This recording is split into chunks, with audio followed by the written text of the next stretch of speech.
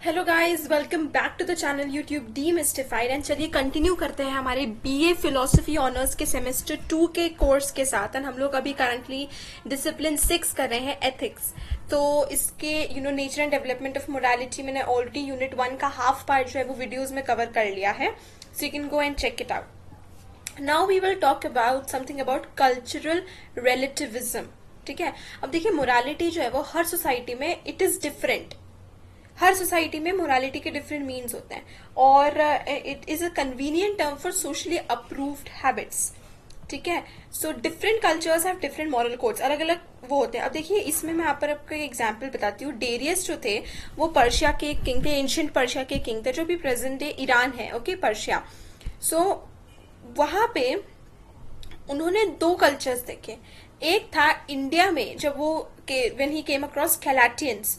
तो कैलाटियंस क्या करते थे, कैलाटियंस जो थे उनमें एक ट्रेडिशन था कि जो भी उनके फादर्स, जब उनकी डेथ हो जाती थी तो the Callatians use to cook their father and then eat their body. ठीक है, तो कैलाटियंस के लिए डेड फादर्स को किस तरीके से करा जाता था कि वो डेड फादर्स को कुक करके उन्हें खाते थे। अब जो ग्रीक्स थे वो क्रीमेशन प्रैक्टिस करते थे। ठीक है, and they regarded the funeral pyre as the proper way कि वो लोग बॉडी को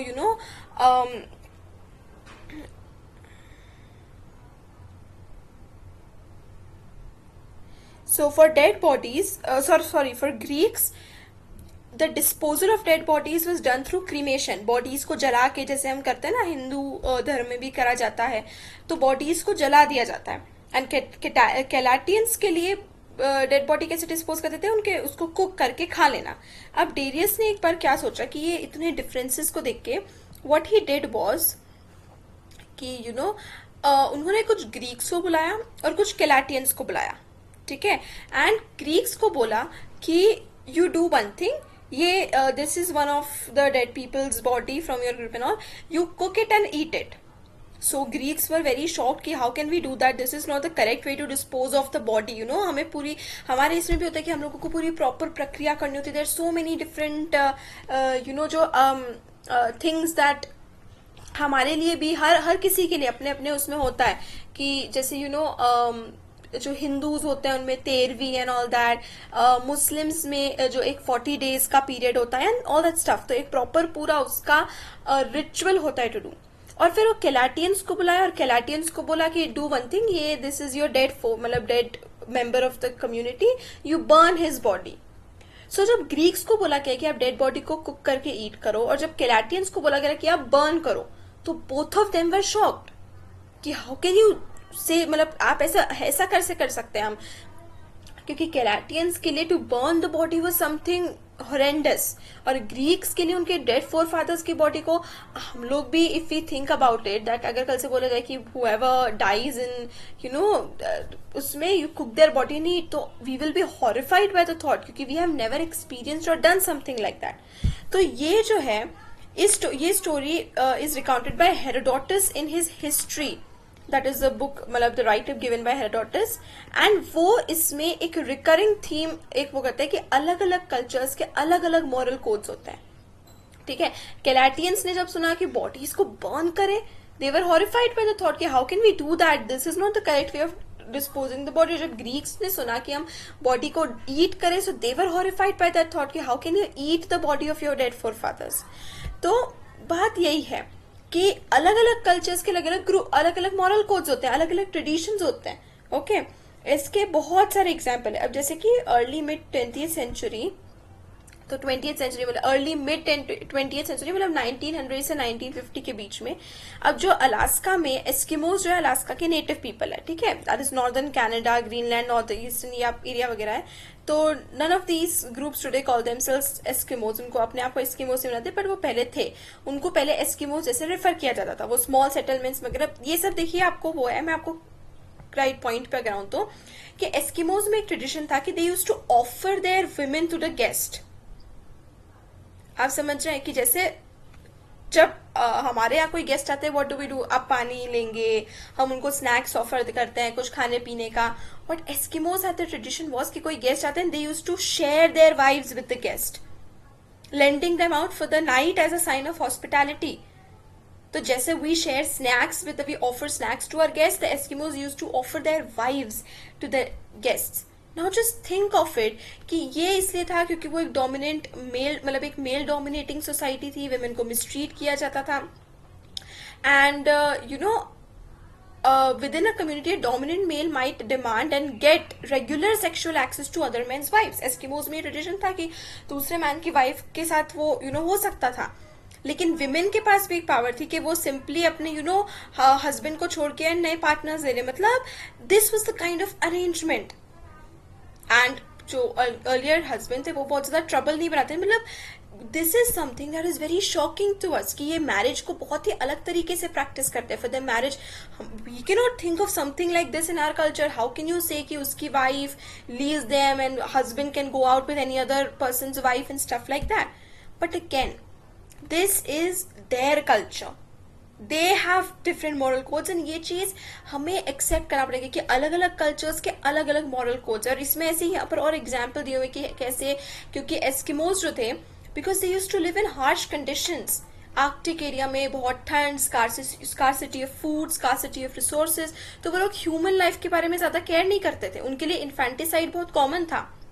एक बच्चे को, छोटे से बच्चे को, मतलब 20 बच्चे जो बॉर्न होते थे एस्किमोस कम्युनिटी में, उनमें से 10 को मार देना पड़ता था. और फीमेल बेबीज को ज्यादा मार दिया जाता था. क्यों? क्योंकि फीमेल्स को ऐसा देखा जाता था कि they would not go out for hunting and all that stuff, तो they would be like a liability for the family. तो ज्यादातर फीमेल बेबीज को मार दिया जाता था. They had to be killed. तो उनके लिए it was not a very वो थिंग. एंड इवन हमारे लिए कितना शॉकिंग है व्हेन वी रीड दिस कि जो एस्किमोज में भी था कि जो एल्डरली होते थे उनके घर पे, जो वीक फीबल होते थे, उनको बाहर स्नो में छोड़ दिया जाता था कि they were thrown out in the snow to die. Now this was their custom और this was their tradition because उनके लिए वो कंडीशंस बहुत हार्श थी. उनके लिए खाना ऑब्टेन करना, ऐसी ठंड में रहना, इतने रिसोर्सेज मिलना इतना इजी नहीं था. So for them they had different arrangements. और उनके लिए दिस वाज, हम लोग ऐसा कुछ नहीं कर सकते. हमारे लिए तो, और even to when we get up in the morning we have to greet our elders. That is the tradition of our culture, our society. लेकिन for them they used to leave the elders to die out in the snow. So that is a huge cultural difference, but something like that also exists. And the reason for that existence is different survival conditions. Different situations, different conditions. हमने हमेशा से elders को वो कराया because we've thought they sacrificed for us and they give up so much, they bring us food and stuff like that. So many different things. So that is why we treat our elders in a much more different way than they treat. And we cannot point out that Eskimos were wrong. We cannot say that because उनकी condition वैसे थी. They cannot keep up holding on, मतलब for them. तो वो वही हो गया ना कि अगर वो हर अपने जो elderly होते थे उनकी केयर रखने के लिए, तो उनके पास फूड ही नहीं बचेगा. उनके पास पहले ही फूड की इतनी कमी है, पहले ही ठंड इतनी होती थी, रिसोर्सेज नहीं होते थे, बहुत ही कंडीशंस, लिविंग कंडीशंस अलग होती थी. So we can not say that is something that they are doing is wrong. They did what was appropriate for their situation, for their survival. तो बहुत लोगों के लिए ये अंडरस्टैंडिंग, ये समझ नहीं, रियलाइज करना कि अलग अलग कल्चर्स के अलग मॉरल कोड्स होते हैं. बहुत लोग, मतलब बहुत मॉरलिस्ट, बहुत लोग ऐसा मानते हैं कि अगर इसको समझ लिया जाए दैट मीन्स आपने मोरालिटी को कहीं ना कहीं समझ ली, कि कोई भी पूरे उसमें कोई यूनिवर्सल मॉरल ट्रूथ नहीं है. हर सोसाइटी का अपना डिफरेंट कस्टम होता है. एंड हम लोग किसी कस्टम को करेक्ट इनकरेक्ट नहीं कह सकते क्योंकि उसका मतलब we just judging that custom. We can not say custom to be right और wrong because according to them their custom is what was shaped according to their need. But in fact we would merely be judging it by the standards of our own culture. जब हम लोग बोलेंगे कि यार what they are doing is wrong, ये ऐसे इस तरीके से करना, तो हम लोग सिर्फ हमारा कल्चर देख रहे हैं कि हमें शुरुआत से सिखाई गई to respect our elders and what they are doing is totally against us. But for Eskimos, अगर Eskimos देखें, they would think what are they doing? They're elderly. हम लोग तो we do see ना, हमारे बहुत सारे जानने पहचाने वाले आपके भी होंगे जो बहुत बीमार हो गए, लेकिन still they keep on carrying on, giving them medicines and stuff like that. कितनी चीजें. So they would be shocked कि why are they caring for them so much? They have to die one day eventually. You cannot keep them alive forever, and if the person is in no condition to talk, to walk, to do anything, then what is the use of that person? तो Eskimos की thinking ऐसी होगी कि देर just आपका पैसा खर्चा हो रहा है बस, you not getting anything out of it. वो इंसान is on the bed completely laying 24 hours, the person cannot speak, the person cannot eat his own food, the person cannot do anything on its own. So what is the sense of keeping that person alive? He or she has to die one day. तो Eskimos की thinking उनके हिसाब से है कि क्योंकि हमारे पास चीजें ही नहीं है, कि हमारे पास इतनी मेडिसिन अवेलेबल थोड़ी ना है कि we take care of them. So for Eskimos their culture is different. इसीलिए अगर हम लोग किसी कल्चर को जज करें, so we are just judging it by our own culture. हम हमारे कल्चर का थ्रेशोल्ड रख के उनके कल्चर को कर रहे कि हमें जो सिखाया गया है उसके कंपैरिजन में what they are doing is right और रॉन्ग. जैसे मैंने आपको पिछली बार भी मैंने पिछले प्रीवियस वीडियो में भी दिया था कि हमारे लिए झूठ बोलना is something we can not lie, but it may not be true. होंगे ऐसे कल्चर जहाँ पे झूठ बोलना will not be a problem. हम लोगों ने सिर्फ उसको माना कि नहीं झूठ तो बोल ही नहीं सकते, because it is something that has been taught to us from the very start, from the very beginning, that we can not even think of it कि झूठ बोलना इज टोटली रॉन्ग, पाप लगेगा झूठ बोलने से. The sociologist William Graham Summer put it like this: the right way is the way which the ancestors used and which has been handed down. The notion of right is in the folk ways. It is not outside of them, of independent origin and brought to test them. In the folk ways, whatever is right. This is because they are traditional and therefore contain in themselves the authority of the ancestral ghost. When we come to the folk ways, we are at the end of our analysis. तो William जो है वो इस तरीके से बोलते हैं कि सही वही है जो हमें जनरेशन से चलता आ रहा है, जो हमें पास डाउन हुआ है. The line of thought more than any other has persuaded people to be sceptical about ethics. तो कुछ लोग इस वजह से एथिक्स के बारे में बहुत स्केप्टिकल है कि हाउ कैन यू से कि कोई मॉरल ट्रूथ ही नहीं है, मॉरल स्टैंडर्ड ही नहीं है. अगर हम हर कल्चर की हर चीज को सही मान लेंगे तो फिर व्हाट वुड हैपन, मतलब क्या कोई लॉ ऑर्डर इतना बचेगा? Then anybody would do anything. Cultural relativism कहता है कि there is no such thing as universal truth in ethics, there are only the various cultural codes. तो cultural relativism क्या चीज पॉइंट आउट करता है कि कोई भी universal moral truth, universal moral standard नहीं है. ये किसने डिसाइड किया कि झूठ बोलना is wrong, that lying is wrong? मैंने आपको प्रीवियस वीडियो में ये एग्जाम्पल दिया था जब हम लोग डिस्कस करते थे level of conscious and customs के बारे में, कि आप मान लीजिए झूठ बोलने की बात हो रही है, you are playing a game और you watching a movie, okay, and your mother comes and asks you, have you done your homework? You say yes I have done, but actually मैं आपने नहीं किया. Now after an hour so, एक घंटे के बाद movie खत्म हो गई है, you get back to your room, you do your homework. So आपने बिफोर स्कूल अपना होमवर्क ऑन टाइम खत्म कर लिया और आपने अपनी मूवी भी कंप्लीट कर ली. आपने वहां पर झूठ बोला अपनी मम्मी से, आपने एक घंटे पहले झूठ बोला कि मैंने होमवर्क कर लिया बट एक्चुअली नहीं किया था. बट अब मैं आपसे पूछती हूँ कि what was the harm in that lying? ठीक है, आपको ये लगेगा कि what am I saying, but actually you need to think it from a very broad perspective, क्योंकि यही चीज हम यहाँ पर डिस्कस कर रहे हैं कि कोई भी यूनिवर्सल मॉरल चीज नहीं होती. हम लोगों ने हमारे ट्रेडिशन ने, हमारे कल्चर में ऐसा बना दिया कि झूठ बोलना is something very big, very wrong. But I am asking what was the harm in that line? You finished your movie also, okay, आपकी मदर को भी पता चल गया, and you finished your homework also in time. You did not get scolded by your teacher also. Your mother was also satisfied that you already did your homework. Now tell me what was the harm in that thing? But it's just कि हमें वो चीज इतनी गलत लग रही कि फिर भी why did you say lie? आपको झूठ नहीं, क्योंकि lying is something that has always been told to us was a very very wrong thing to do. ये there are approximately 5 claims that have been made by the cultural relativists. और ये आपको points याद रखने पड़ेंगे, very important and very simple. आपको ये वाला पूरा जो कल्चरल एक्टिविज्म है बहुत ही सिंपल टॉपिक है, बस आपको इसको बहुत ओपन माइंड से समझना है. First, different societies have different moral codes. Her society का अपना खुद का अलग मॉरल कोड होता है. Second, the moral code of a society determines what is right with in that society. So if a society says that a certain action is right, then that action is right at least in that society. तो उस society का जो moral code है उसके according जो चीज society बोलती है सही है, तो उस सोसाइटी के अकॉर्डिंग वो चीज सही है. जरूरी नहीं है कि वो दूसरे सोसाइटी में भी सही हो.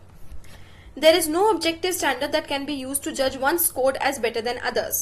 There are no moral truths that hold for all people at all times. कोई भी ऐसी moral truth, moral condition नहीं है जो हर किसी के लिए applicable हो.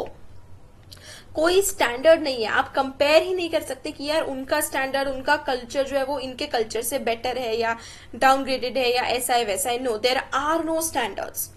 The moral code of our own society has no special status, it is one but among many. हमारा सोसाइटी, हमारा कल्चर जो है वो कोई बहुत खास, कुछ बहुत अलग नहीं है. बहुत सारे कल्चर्स में से एक हमारा कल्चर, हमारी सोसाइटी है. एंड अगर हम दूसरे कल्चर्स को जज करें तो ये हमारी गलती है. It is arrogant of us. We should be tolerant of them. We should realize कि वो that is their society, that is their culture, and they are doing whatever that has been passed down to them. The second claim, that right and wrong are determined by the norms of society, is at the heart of cultural relativism. अब यहाँ पर जो second claim बोल रहे हैं कि जो चीज सही है, जो चीज गलत है, वो society determine करती है. ये cultural relativism का सबसे main core point है. It may seem to conflict with the fifth claim, which is what we should be always tolerant of other cultures. अब हम कहते हैं कि यार सोसाइटी जो चीज गलत सही करी है वो सोसाइटी डिसाइड करती है.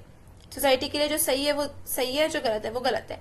लेकिन जब हम फिफ्थ क्लेम की बात करते हैं कि हमें दूसरे कल्चर्स के लिए टॉलरेंट होना चाहिए, हमें रियलाइज करना चाहिए कि उनका कल्चर है, it's their choice, however it was pass down to them. तो क्या हमें हमेशा टॉलरेट करना चाहिए? क्या इसका मतलब तो दूसरी सोसाइटी, दूसरा कल्चर कुछ भी करते रहे एंड वी से नथिंग? What if, जो हम नाजी एंड जूस की बात कर रहे हैं, फिर whatever Nazi did to the Jews was not wrong, because it was their culture, it was their tradition, it was their thinking that was pass down to them, कि वो उनकी society थी कि for them they condemn the Jews. तो क्या इसका मतलब whatever the Nazis did was correct? तो अगर आप एक कल्चरल रिलेटिविस्ट है तो आप लोग तो नाजीज को क्रिटिसाइज ही नहीं कर सकते, बिकॉज आपको दूसरे के सोसाइटी के लिए टॉलरेंट होना पड़ेगा. आप क्रिटिसाइज नहीं कर सकते उनको. कल्चरल रिलेटिविस्ट जो थे वो इस अपने प्राइड, टॉलरेंस में प्राइड लेते थे. कल्चरल रिलेटिविस्ट हमेशा ये सोचते थे कि we are proud because we tolerate other people's culture. Tolerate in the sense, आप प्लीज गलत मीनिंग मत निकालिएगा इस वर्ड का. टॉलरेट मतलब कि that cultural relativist always were proud that they were so open minded in themselves कि वो किसी भी चीज को जज नहीं करते थे. If it would be ironic if their theory actually supported the intolerance of warlike societies. However, their theory need not do that. Properly understood, cultural relativism holds that the norms of a culture reign supreme within the bounds of the culture itself. Once the German soldier entered Poland, they became bound by the norms of Polish society, norms that obviously excluded the mass slaughter of innocent Poles. When in Rome, the old saying goes, do as the Romans do. तो cultural रिलेटिविस्ट यहाँ पर एक और चीज के साथ agree करते हैं कि yes, be tolerant of other cultures, लेकिन the moment आप एक जर्मन सोल्जर जैसे जो है वो अगर किसी पोलिश लैंड में घुसा तो फॉर दैट पर्सन अब उसकी सोसाइटी जो है वो पोलैंड हो गई है. तो whatever the Polish people have practice, the German has to practice. तो जो नाजीज ने जूस के साथ कराया, पोलैंड में घुस के जो भी उनके साथ उसके पोलैंड के ऊपर कब्जा लिया, वहां से जूस को एराडिकेट किया, दैट वाज रॉन्ग. बिकॉज वहां पे जर्मन्स, जैसे कि old going, when in Rome, do as the Romans do. When in Rome, do as the Romans do. तो जो रोमन्स, जब आप रोम में हो तो आपको वही करना पड़ेगा जो रोमन्स. तो मतलब कल्चरल रिलेटिविस्ट इस चीज से जरूर अग्री करते हैं कि if you, the moment you enter into another society, you are bound to follow the rules of that society. आप अपने सोसाइटी के रूल्स अपने साथ हर जगह कैरी नहीं कर सकते. अगर आप दूसरी सोसाइटी में हैं तो आपको दूसरी सोसाइटी के रूल्स फॉलो करने पड़ेंगे. Cultural relativists often make a certain type of argument. They begin with the facts about cultures and wind up drawing a conclusion about morality. For example, they invite us to accept this reasoning. Greeks के लिए अपने dead को खाना गलत था और कैरेटियंस के लिए अपने डेड को खाना सही था. तो अब डेड जो है फोर फादर्स है, उनको खाना ना सही है ना गलत है. ये सिर्फ एक मैटर ऑफ ओपिनियन है जो कल्चर्स टू कल्चर वेराई करता है.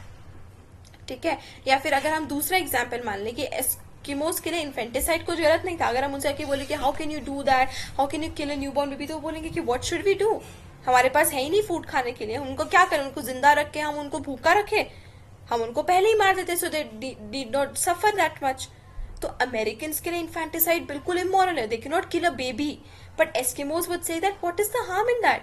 हमारे पास उतने रिसोर्सेज नहीं है, वी डोंट हैव फूड, हम उनको खाना कैसे खिलाएंगे, भूखा नहीं रखेंगे, उससे बेहतर है हम उनको पहले ही मार दें. So for Eskimos that is. तो इन्फेंटिसाइड इस केस में अगेन इन्फेंटिसाइड ना सही है ना गलत है, it's just culture to culture, वो अलग बदल रहा है. ये आर्ग्यूमेंट्स जो है are variations of one fundamental idea. They are both examples of a more general argument which says different cultures have different moral codes. ये पूरा हमें यही समझाने की कोशिश कर रहा है कि अलग cultures के अलग moral codes होते हैं, we just have to accept them. Let's call this the cultural differences argument. To many people it is persuasive, but it is a good argument. Is it sound? अब इसे कहते हैं cultural differences argument. It is not. For an argument to be sound, its premises must all be true and its conclusion must logically follow from them. ये बहुत simple सी चीज़ है जो हमने logic में ऑलरेडी पढ़ी है कि अगर एक आर्ग्यूमेंट को साउंड होना है तो उसके लिए सारे प्रेमाइसेस ट्रू होना चाहिए और आर्ग्यूमेंट को कंक्लूसिवली प्रेमाइसेस से फॉलो होना चाहिए. अब यहाँ पर प्रॉब्लम है कि कंक्लूजन जो है वो प्रेमाइसेस से फॉलो नहीं होता है, और अगर प्रेमाइस ट्रू भी है तो भी कंक्लूजन फॉल्स हो सकता है. The premise concerns what people believe. In some societies people believe one thing, in other societies people believe something else. अब यहाँ पर हम नहीं कह सकते क्योंकि यहाँ पर अलग अलग है.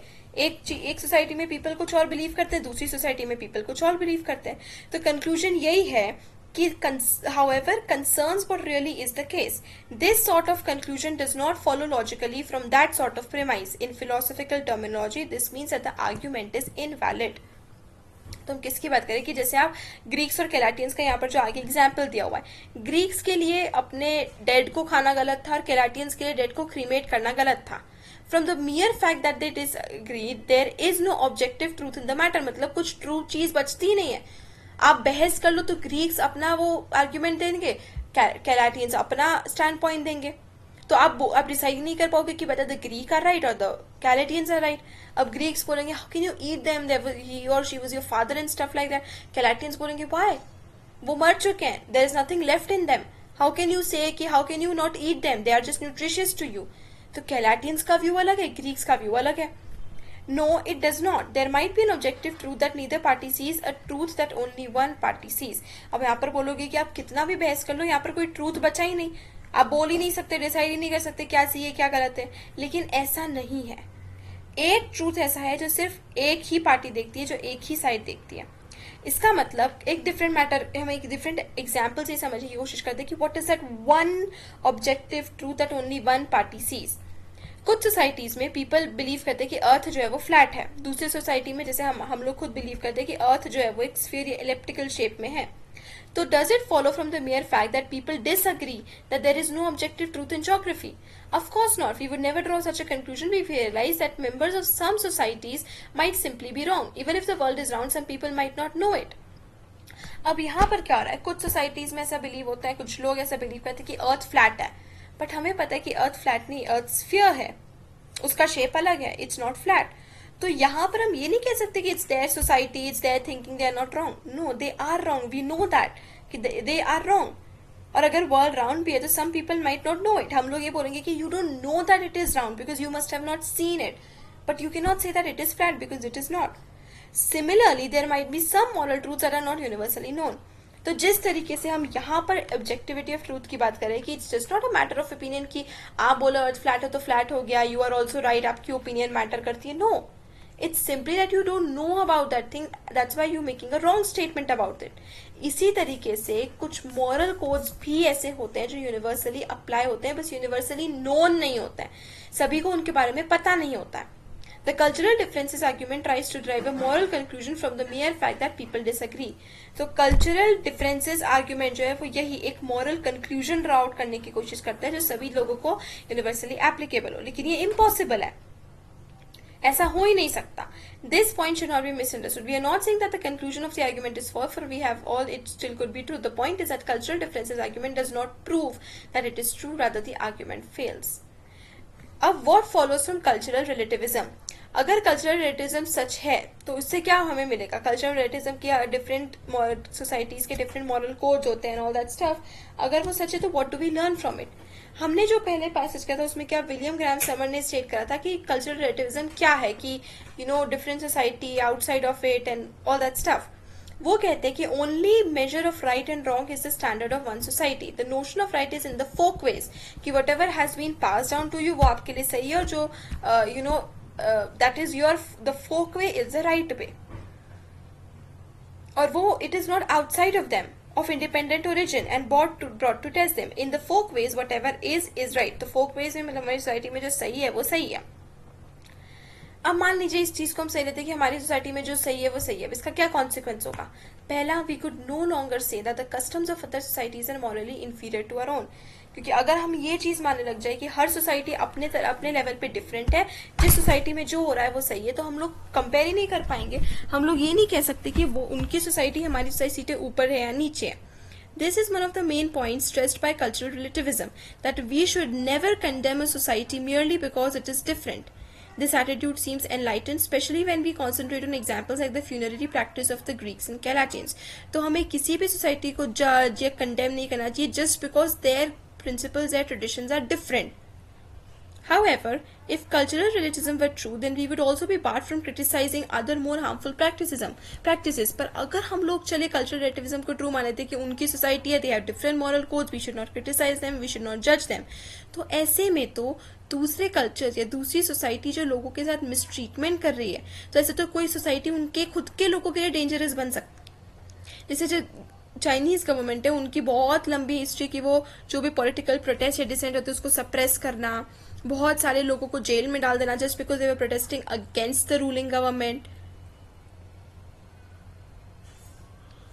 और जैसे यहाँ पर एग्जाम्पल दिया हुआ है कि तियानानमेन स्क्वायर में 1989 में Chinese troops slaughtered hundreds peaceful protesters को, ऐसे उन्होंने मार दिया था। अब अगर हम कल्चरल रिलेटिविज्म की माने कि हर सोसाइटी अलग होती है, हर सोसाइटी का अलग मॉरल कोड होता है, तो ऐसे में तो हम लोग चाइनीज को गलत बोल ही नहीं सकते कि उन्होंने जो इतनी स्लॉटरिंग की, सिर्फ पीसफुल प्रोटेस्टर्स को मार दिया, जेल में डाल दिया, वो गलत है ही नहीं। क्योंकि फिर हम तो बोलेंगे कि we are just judging and this is not wrong, nothing is right, nothing is wrong, nothing is universal. तो ऐसे में तो हम लोग कह ही नहीं सकते कि whatever the Chinese are doing is wrong और राइट। लेकिन अगर हम इसको मान ले तो then we won't be able to criticize them. Yet if we accept cultural relativism, then we have to regard such practices as immune from criticism. तो अगर हम cultural relativism को मानेंगे तो हम ऐसे practices को condemn या criticize कर ही नहीं कर सकते हैं। जो वो लोग कर रहे हैं उन्हें करने देना पड़ेगा।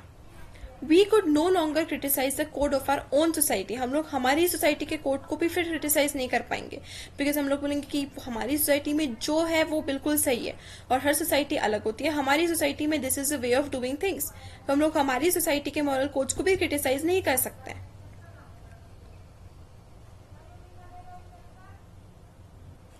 इसकी बहुत एग्जाम्पल, आप सती प्रथा ले लीजिए, आप कास्ट सिस्टम मान लीजिए, फिर तो ये सब भी सही होगा क्योंकि ये हमारी सोसाइटी में।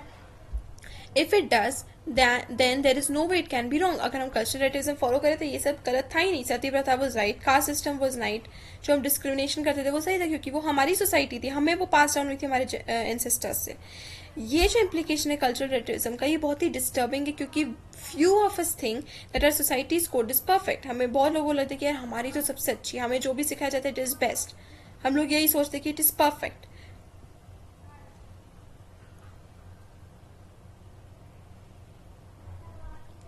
Rather, we can think of ways in which it might be improved. तो हम लोग उसको इम्प्रूव भी नहीं करेंगे, हम लोग सोचेंगे नहीं कि वो गलत है या सही है, क्योंकि हम लोग सिर्फ हमारी सोसाइटी को एक्सेप्ट कर लेंगे। After all, if right and wrong are relative to culture, this must be true for our own culture just as is for other cultures. कि अगर राइट एंड रॉन्ग से हम लोग किसी कल्चर को जज करते तो हमारे इसमें भी हमारे खुद के कल्चर को क्रिटिसाइज करने या प्रेज करने के लिए भी पावर होनी चाहिए। The idea of moral progress is called into doubt. We think that at least some social changes are for the better. तो जो मॉरल प्रोग्रेस का जो है वो उसको फिर हम डाउट करते हैं कि कोई भी चेंज की जरूरत नहीं है, डेवलपमेंट की जरूरत है ही नहीं, जैसा चल रहा है वैसे ही चलने दो।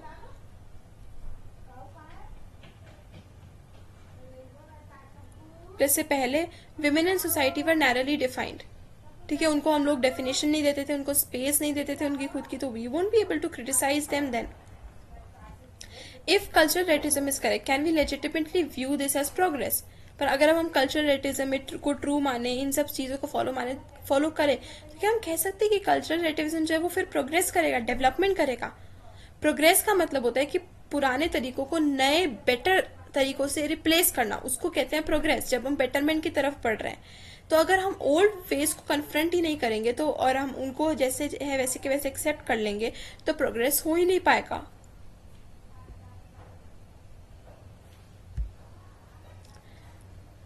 After all, these old ways or traditions had their own time and place, and we should not judge them by our standards.